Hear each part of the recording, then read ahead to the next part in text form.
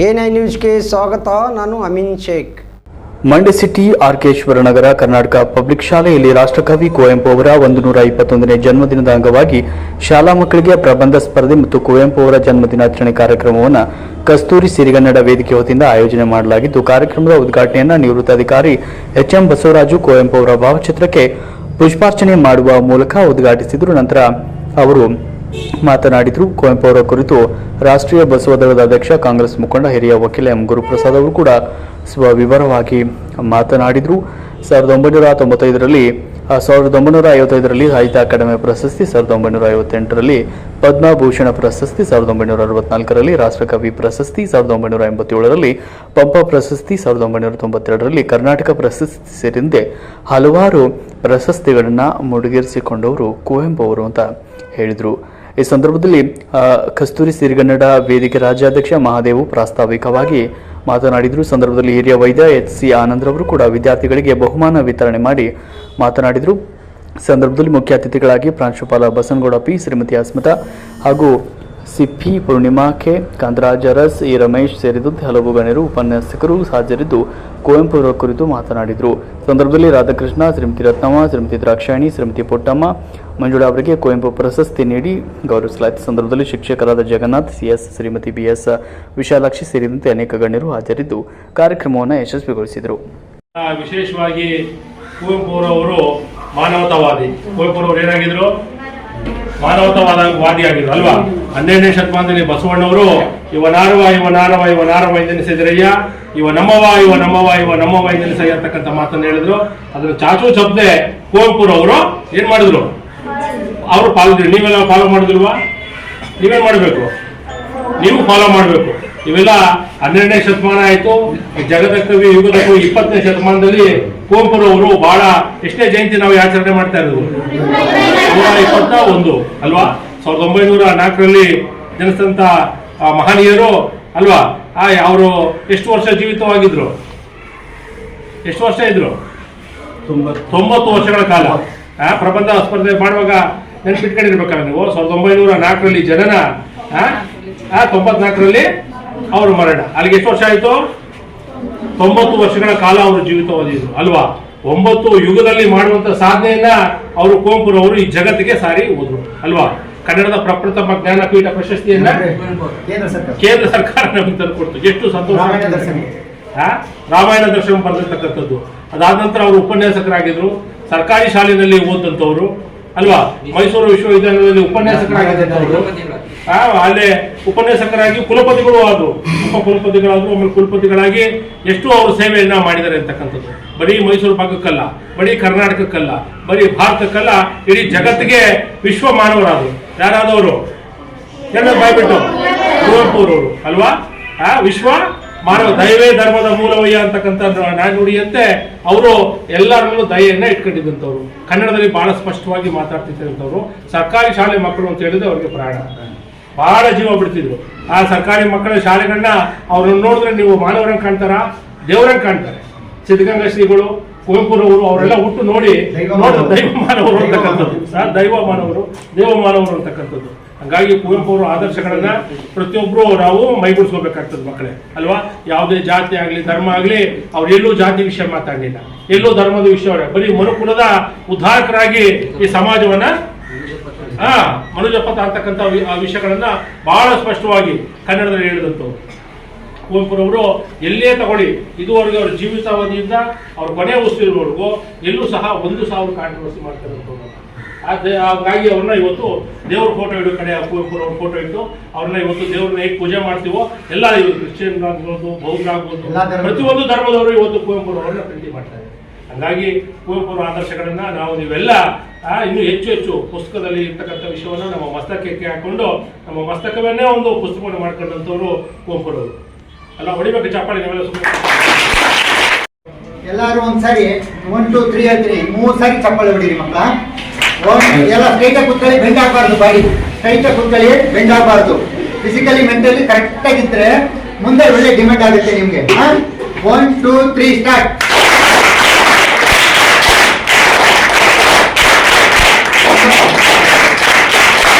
ಇವತ್ತು ಏನ್ ದಿನ? ಕುವೆಂಪುರವರ 121ನೆಯ ಜನ್ಮೋತ್ಸವ ಕಾರ್ಯಕ್ರಮ.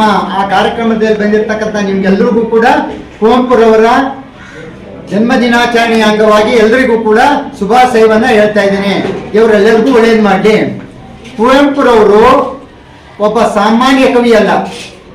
ಹಳ್ಳಿಯಿಂದ ಹಿಡಿದು ಅಂತಾರಾಷ್ಟ್ರೀಯ ಮಟ್ಟದವರೆಗೆ ಹಲವಾರು ಕನ್ನಡದ ಸಾಹಿತ್ಯ ಕೃತಿಗಳನ್ನ ಬರೆದು ಇಡೀ ನಮ್ಮ ಕನ್ನಡ ಸಾಹಿತ್ಯದ ಹಿರಿಮೆಯನ್ನ ಗರಿಮೆಯನ್ನ ಗ್ರಾಮ ಮಟ್ಟದಿಂದ ಅಂತಾರಾಷ್ಟ್ರೀಯ ಮಟ್ಟದವರೆಗೆ ಕೊಂಡೊಯ್ದಂತ ಮಹಾನ್ ಪುರುಷ. ಇವರು ಸಾಮಾನ್ಯ ವ್ಯಕ್ತಿ ಅಲ್ಲ. ನಮಗೆ ಈಗ ನೀವೆಲ್ಲರೂ ಹೇಳ್ತಿರಲ್ಲ, ಪ್ರತಿನಿತ್ಯ ಇಡೀ ರಾಷ್ಟ್ರದಲ್ಲಿ ನಾಡಗೀತೆ ಮತ್ತೆ ಮತ್ತು ರೈತಗೀತೆ ಇದನ್ನ ರಚನೆ ಮಾಡಿ ನಮ್ಮ ಇಡೀ ರಾಷ್ಟ್ರಕ್ಕೆ ಒಳ್ಳೆಯ ಹೆಸರನ್ನು ತಂದುಕೊಟ್ಟಂತ ನಮ್ಮ ಕುವೆಂಪುರವರು ನಿಜಕ್ಕೂ ಕೂಡ ಬಹಳ ಅದ್ಭುತ.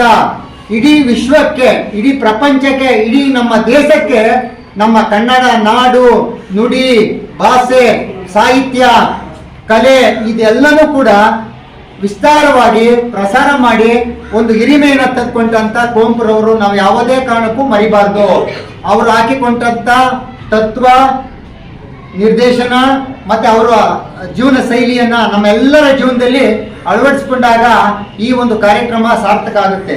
ಇವತ್ತು ಇಡೀ ನಮ್ಮ ಮಂಡ್ಯ ಜಿಲ್ಲೆಯಲ್ಲೇ ಸುಮಾರು 10 ರಿಂದ 15 ಕಾರ್ಯಕ್ರಮ ನಡೀತಾ ಇದೆ.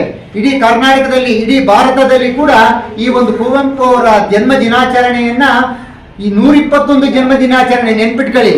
ನಮಗೆ ನಂತರ ನಾವು ಯಾರು ಕಾಲವಾದ ನಂತರ ನಮ್ಮ ದಿನಾಚರಣೆ ಅಲ್ಲ, ನಮ್ ನೆನಪೇ ಆಗುದಿಲ್ಲ. ಇವರ ದಿನಾಚರಣೆಯನ್ನ 121 ವರ್ಷ ಆದ್ರೂ ಕೂಡ, ಅವ್ರು ತಿರೋಗಿ 121 ಜನ್ಮ ದಿನಾಚರಣೆ 121 ವರ್ಷ ಆದ್ರೂ ಕೂಡ ಇನ್ನೂ ಆಚರಣೆ ಮಾಡ್ಕೊಂಡು ಹೋಗ್ತಾ ಇದ್ದೀವಿ. ಇದಕ್ಕೆಲ್ಲ ಕಾರಣ ಅವರು ನಮ್ಮ ನಾಡಿಗೆ, ನಮ್ಮ ರಾಷ್ಟ್ರಕ್ಕೆ, ನಮ್ಮ ಸಮಾಜಕ್ಕೆ, ನಮ್ಮ ವಿಶ್ವಕ್ಕೆ ಕೊಟ್ಟಂತ ಕೊಡುಗೆ. ಕನ್ನಡ ನಾಡನ್ನ, ನುಡಿಯನ್ನ, ಭಾಷೆಯನ್ನ, ಸಾಹಿತ್ಯವನ್ನ ಆ ಮೇರು ಪರ್ವತಕ್ಕೆ ಕೊಂಡೊಯ್ದಂತ ಮಹಾನ್ ವ್ಯಕ್ತಿ ಇವರು ಕುವೆಂಪು ಅವರು. ಕುಪ್ಪಳಿ ವೆಂಕಟಪ್ಪ ಪುಟ್ಟಪ್ಪ ಅಂತ, KV ಪುಟ್ಟಪ್ಪ ಅಂತ ಅವರ ಪೂರ್ಣನಾಮ ಆಗಿದ್ದ. ಅವರ ತಂದೆ 12 ವರ್ಷಕ್ಕೆ ತೀರೋಯ್ತಾರೆ. ಆವಾಗ ಇವರು ಮೈಸೂರು ಮಹಾರಾಜ ಕಾಲೇಜಿನಲ್ಲಿ BA ಮಾಡಿ ನಂತರ ಅದೇ ಕಾಲೇಜಿನಲ್ಲಿ ಪ್ರೊಫೆಸರ್ ಮತ್ತು ಪ್ರಾಂಶುಪಾಲರ್ ಆಗಿ ಉನ್ನತ ಮಟ್ಟದ ಕೆಲಸವನ್ನ ನಿರ್ವಹಿಸ್ತಾ ಇರ್ತಾರೆ. ಇದರ ಜೊತೆಗೆ ನಮ್ಮ ಎಲ್ಲ ಪ್ರಕೃತಿಯ ಸಂಪತ್ತನ್ನ ನೋಡಿ ಅನುಭವಿಸಿ ಬಹಳ ಖುಷಿ ಪಡ್ತಾರೆ. ಪ್ರಕೃತಿಯ ಆರಾಧ್ಯ ದೇವತಾರಾಗ್ತಾರೆ. ಇದರ ಜೊತೆಗೆ ನಮ್ಮ ಕೂಡ ಇಡೀ ನಮ್ಮ ರಾಷ್ಟ್ರದ ರೈತಾಪಿ ವರ್ಗಕ್ಕೆ ಬೇಕಾದಂತ ಹಾಡನ್ನ ಹಾಡಿ ಆ ರೈತಗ ಭಾವನೆಯನ್ನ ಹಾಡಿನ ಮುಖಾಂತರ ವಿವರಿಸಿದಂತ ಮಹಾನ್ ವ್ಯಕ್ತಿ, ಮಹಾನ್ ಚೇತನ ಇವರು. ನಮ್ಮ ಯುಗದ ಕವಿ ಮತ್ತೆ ರಾಷ್ಟ್ರಕವಿ ಮತ್ತೆ ಮಹಾನ್ ಚೇತನ. ಇವರಿಗೆಲ್ಲರಿಗೂ ಕೂಡ ನಾವು ಬಹಳ ಸ್ಮರಣೆ ಮಾಡ್ಕೊಳ್ಬೇಕು. ಜೊತೆಗೆ ನಾವೆಲ್ಲರೂ ಕೂಡ ಪ್ರತಿನಿತ್ಯ ನೆನೆಸ್ಕೊಳ್ಬೇಕು. ಇದರ ಜೊತೆಗೆ ಅವರು ಶಿವಮೊಗ್ಗದಲ್ಲಿ ಹುಟ್ಟಿದ್ರು ಕೂಡ ನಮ್ಮ ಇಡೀ ವಿಶ್ವಕ್ಕೆ ಹೆಸರನ್ನ ತಂದುಕೊಟ್ಟಂಥವ್ರು. ಕನ್ನಡ ಭಾಷೆಗೆ, ಕನ್ನಡ ನುಡಿಗೆ, ಕನ್ನಡ ಸಾಹಿತ್ಯಕ್ಕೆ, ಕನ್ನಡ ಕೃತಿಗಳಿಗೆ ಬಹಳ ಪ್ರಾಮುಖ್ಯತೆಯನ್ನು ಕೊಟ್ಟಂಥವ್ರು ಮಹಾನ್ ಚೇತನ, ರಾಷ್ಟ್ರಕವಿ, ಯುಗದ ಕವಿ, ಪುರುಷ, ಮಹಾನ್ ಚೇತನ. ಇವರಿಗೆ ನಾವೆಲ್ಲರೂ ಕೂಡ ಪ್ರತಿ ಜನ್ಮ ಜಯಂತಿಯನ್ನ ಈ ನಿಮ್ಮ ಒಂದು ಶಾಲೆಯಲ್ಲಿ ಆಚರಿಸ್ತಾ ಇದ್ದೀವಿ. ಉದ್ದೇಶವಾಗೂ ಇಷ್ಟೇ, ಮಕ್ಕಳು ಯಾವುದೇ ಪಂಗಡದವರಾಗಿರಲಿ, ಯಾವುದೇ ಜಾತಿ ಆಗಿರಲಿ ಅಥವಾ ಯಾವುದೇ ಧರ್ಮದವರಾಗಿರಲಿ, ದಯಮಾಡಿ ಎಲ್ಲರೂ ಕೂಡ ಕುವೆಂಪು ಹೇಳುವ ರೀತಿ ವಿಶ್ವಮತ, ವಿಶ್ವ ಮನುಜಪಥ ಅನ್ನೋ ಒಂದು ದೃಷ್ಟಿಯಿಂದ ನಾವೆಲ್ಲರೂ ಕೂಡ ಎಲ್ಲ ಧರ್ಮದವರು ಕೂಡ ಗಂಡು ಹೆಣ್ಣು ಎರಡು ಜಾತಿ ಬಿಟ್ಟರೆ ಬೇರೆ ಯಾವುದೂ ಜಾತಿ ಇಲ್ಲ ಅನ್ನೋ ಒಂದು ಸಂದೇಶವನ್ನು ಮೊದಲಿಗೆ ಸಾರಿದಂಥವ್ರು ಅಂದರೆ ರಾಷ್ಟ್ರಕವಿ ಕುವೆಂಪುರವರು. ಆ ದೃಷ್ಟಿಯಲ್ಲಿ ನೀವು ಕೂಡ ಅಷ್ಟೇ ಯಾವುದೇ ತಾರತಮ್ಯ ಮಾಡದೆ ಈ ಶಾಲೆಯಲ್ಲಿ ಈಗಾಗಲೇ ಸರ್ಕಾರ ಬಿಸಿ ಊಟ ಯೋಜನೆ ಮಾಡಿದೆ.